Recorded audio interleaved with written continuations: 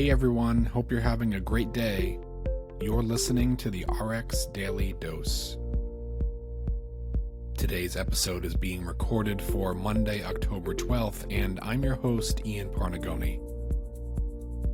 We update this podcast for healthcare providers, medical professionals, and anyone who has an interest in drug updates. Don't forget to like, share, and subscribe on all your favorite podcast platforms and social media, including iTunes, Spotify, YouTube, and Instagram. All links can be found in the show notes below. Catching everyone up on a few updates for this week, we don't have any new products on the market to talk about, but we are going to discuss the approval of the combination Opdivo and Yervoy for treating mesothelioma, and new indication approvals for Nucala and Xeljanz. We'll also talk about a new age group for Kalydeco for treating cystic fibrosis. As always, feel free to skip around. I'm going to include times in the show notes so you can get the drugs that interest you. First up this week, the FDA approved the combination of nivolumab, which goes by brand name Opdivo, and ipilimumab, which goes by brand name Yervoy, for the first-line treatment of adults with malignant pleural mesothelioma that cannot be removed by surgery. This is the first drug regimen approved for mesothelioma in 16 years, and the second FDA-approved systemic therapy for mesothelioma. Malignant pleural mesothelioma, which goes by acronym MPM, is a life-threatening cancer of the lungs lining caused by inhaling asbestos fibers that about 20,000 Americans are diagnosed with each year.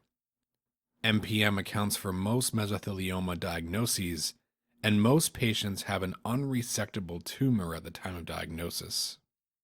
With currently available therapy, overall survival is generally poor.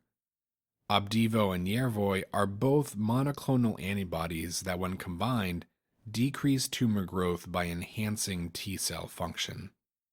This combination therapy was evaluated during a randomized open-label trial in 605 patients with previously untreated unresectable MPM. Patients received IV infusions of Opdivo every 2 weeks, and IV infusions of Yervoy every 6 weeks for up to 2 years, or platinum doublet chemotherapy for up to 6 cycles. Treatment continued until disease progression, unacceptable toxicity, or completion of the 2 years. The objective of the study was to determine if Opdivo, in combination with Yervoy, improved overall survival compared to chemotherapy. At the time of the analysis, patients who received Opdivo in combination with Yervoy survived a median of 18.1 months, while patients who underwent chemotherapy survived a median of 14.1 months. The most common side effects of Opdivo in combination with Yervoy in patients with MPM include fatigue, rash, diarrhea, dyspnea, nausea, decreased appetite, cough, and pruritus. Yervoy can cause serious conditions known as immune-mediated side effects, including inflammation of healthy organs such as lungs, the colon, and liver, just to name a few. Patients should tell their healthcare providers if they have immune system problems, lung or breathing problems, liver problems, have had an organ transplant, or are pregnant or plan to become pregnant before starting treatment. This review was conducted under Project Orbis, an initiative of the FDA Oncology Center of Excellence. Project Orbis provides a framework for concurrent submission and review of oncology drugs among international partners. For this review, FDA collaborated with the Australian Therapeutic Goods Administration, the Brazilian Health Regulatory Agency, Health Canada, and Switzerland's Swissmedic. The application reviews are ongoing at the other regulatory agencies. FDA approval occurred approximately 5 months ahead of the goal date. The FDA granted approval to Bristol Myers Squibb Company. The FDA also approved a new indication for mepolizumab, which goes by brand name Nucala, for adults and children aged 12 years and older with hypereosinophilic syndrome for 6 months or longer without another identifiable non-blood related cause for the disease. The new indication for Nucala is the first approval for Hess patients in nearly 14 years. Hypereosinophilic syndrome, also known as Hess, is a heterogeneous group of rare disorders associated with persistent eosinophilia with evidence of organ damage. And just to define for everyone, eosinophilia is defined as higher than normal levels of a type of disease-fighting white blood cell. Symptoms of Hess include skin rashes, itching, asthma, difficulty breathing, abdominal pain, arthritis, congestive heart failure, deep venous thrombosis, and anemia. Nucala was evaluated in a randomized, double-blind, multi-center, placebo-controlled trial in 108 patients with Hess.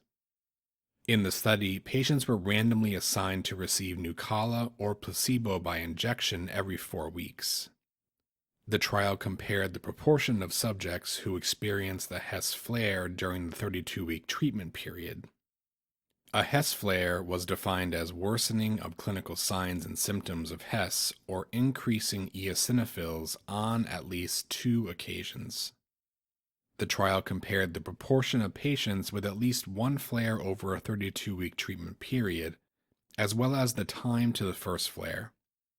Fewer patients in the Nucala treatment group had Hess flares compared to patients in the placebo group, with a 50% relative reduction.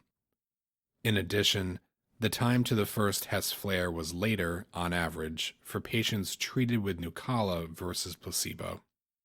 The most common side effects of Nucala in patients with Hess include upper respiratory tract infection and pain in the extremities. Nucala should not be administered to patients with a history of hypersensitivity to mepolizumab or one of its ingredients.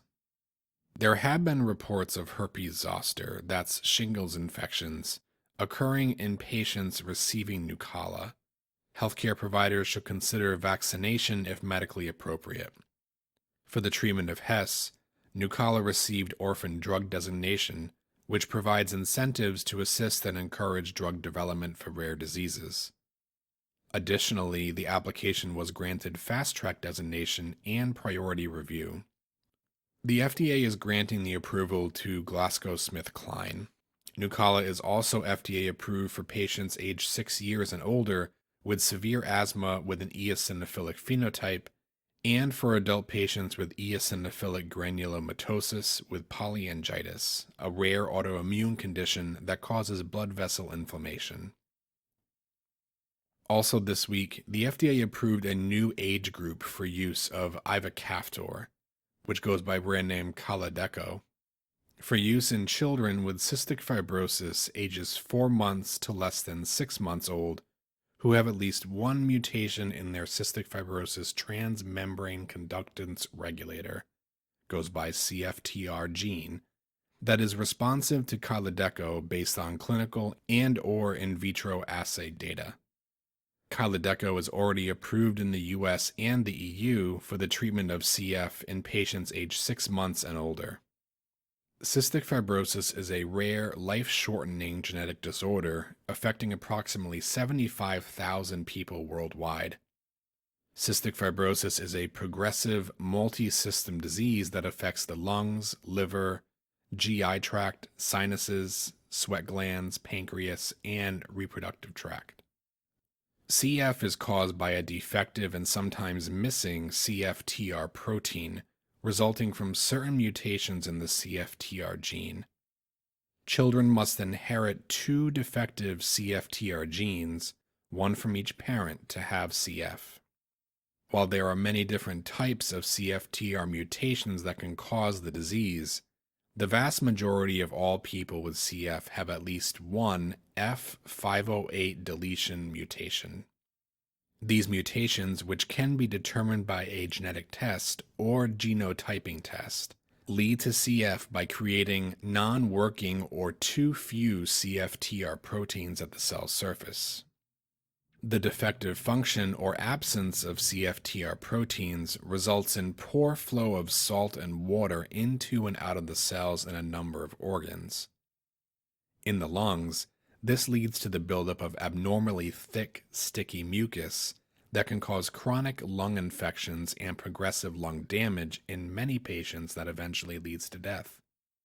This new FDA approval was based on data from Arrival, a phase 3 open-label safety cohort study of 6 children with cystic fibrosis aged 4 months to younger than 6 months. All children had at least one of 10 mutations in the CFTR gene. In this cohort, treatment with Kalydeco demonstrated a similar safety profile to older children and adults.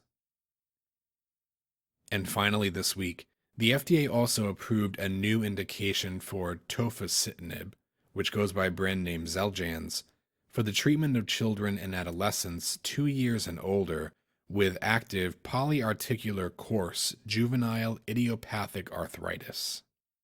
2 formulations were approved, a tablet and an oral solution, and are dosed based on weight. This approval makes Xeljanz the first and only Janus kinase or JAK inhibitor approved in the U.S. for the treatment of JIA. Juvenile idiopathic arthritis is a chronic inflammatory disease of unknown etiology. JIA includes 6 categories: systemic, oligoarticular, polyarticular, enthesitis-related, psoriatic, and undifferentiated. Polyarticular JIA is categorized by arthritis in 5 or more joints and affects both the small joints of the hands and feet and large joints like the knees, hips, and ankles. JIA is defined as arthritis that begins before 16 years of age and persists for at least 6 weeks. While its cause is unknown, approximately 300,000 children in the U.S. have one form of JIA. This approval was based on data from a phase 3 study including 2 phases, an 18-week open-label run-in phase including 225 patients, followed by a 26-week double-blind, placebo-controlled, randomized withdrawal phase, including 173 patients, for a total duration of 44 weeks. The study evaluated the efficacy and safety of Xeljanz taken as either a 5 mg tablet or as a 1 mg per ml solution twice daily, based on the subject's body weight or patient preference. The trial met its primary endpoint, showing that in patients with JIA who achieved a juvenile idiopathic arthritis American College of Rheumatology response at the end of the run-in phase, the occurrence of disease flare in patients treated with Xeljanz was statistically significantly lower than patients treated with placebo at week 44. In this study, disease flare was defined as a 30% or more worsening in at least 3 of the 6 variables of the JIA-ACR core set, with no more than 1 of the remaining JIA core response variables improving by a 30% or more after randomization. This is the 4th indication approval for Xeljanz in the US. And that's all I have for right now. I hope you enjoyed today's episode. I'll include all links in the show notes below, so please go back and check those out too. Please connect with me on any of your social media platforms and give me feedback on what you heard today. I'd love to know what you thought about the episode.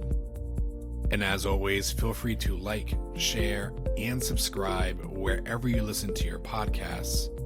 And thank you so much for tuning in. I hope you enjoy the rest of your day.